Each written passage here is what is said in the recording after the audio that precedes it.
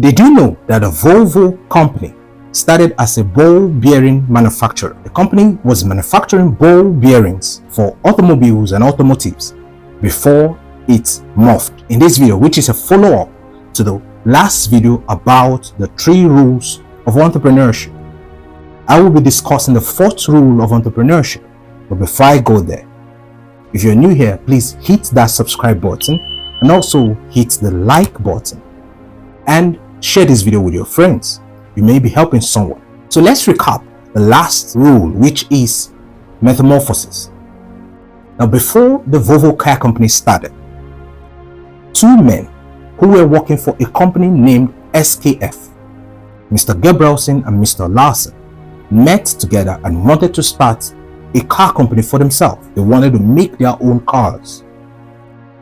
But while they were working for this company SKF, they decided to register their business name and start. SKF was talked into helping these young men who were working for them already.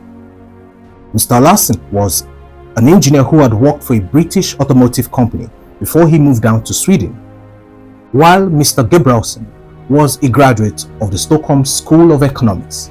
These 2 friends met together. So when they started, SKF had a subsidiary called AB Volvo. AB Volvo was making the car bearings for automotives. This subsidiary also had its own factory. So when these 2 friends started, they talked to the executives of SKF, but reluctantly, they were able to get the factory of AB Volvo, and that was where they started making their cars. Fast forward to a couple of years later, and Volvo is now a big brand standing on its own 2 feet. Now, why did I recap this? Is for you to understand that it doesn't matter how you started. If you can only keep changing to the trends and to the market that you are involved in, you are likely going to succeed. Let's discuss the 4th rule of entrepreneurship, which is branding. What is branding? Branding is the concept of differentiation of your product or service to deliver a greater value to the customer. So at every point where you're differentiating your product or your service to deliver a better value to your customers, that is branding. Of course, I talked about in the last video how Peugeot lost their African market. Why? Because they were unresponsive to the market dynamics. The market was changing, asking for new and better value, but they were unwilling to give that value to the market. So you understand from today that branding is not the big things that people talk about. It's about differentiating your product so that you can deliver a better value to your customers. If your customers are asking for something, it's a pointer to the fact that that might be a value they're looking for in your product. You might need to pay attention to that kind of thing. Before Volvo phased out of the African markets, they were known for durable cars. They were essentially making cars that were strong. Strength was their value. But then the customers wanted comfort. They wanted more and more value out of that product. When you fire a Volvo engine, it gave that hoarse sound which you could associate with strength. That was there. But the comfort which the customers were looking for was not there. And that cost them the market. There are a couple of principles or a couple of tips I want to share about branding to you. And I hope that you pay strong attention and apply them in your business. So let's talk about brand promise. On brand promise, there are 3 aspects I want to talk about: value proposition, product design, and product cost. What value are you proposing to your potential market? What value are you intending to offer the market? Sometimes the value you're offering may be an additional to what actually the market is looking for.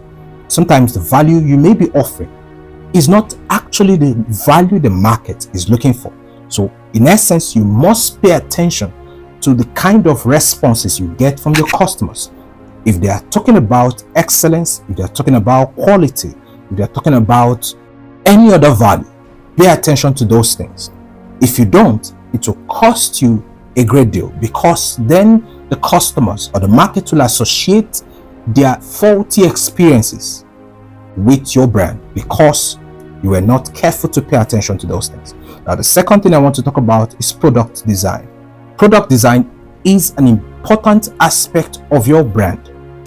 If you pay good attention to the product design, you might get a good share of the market.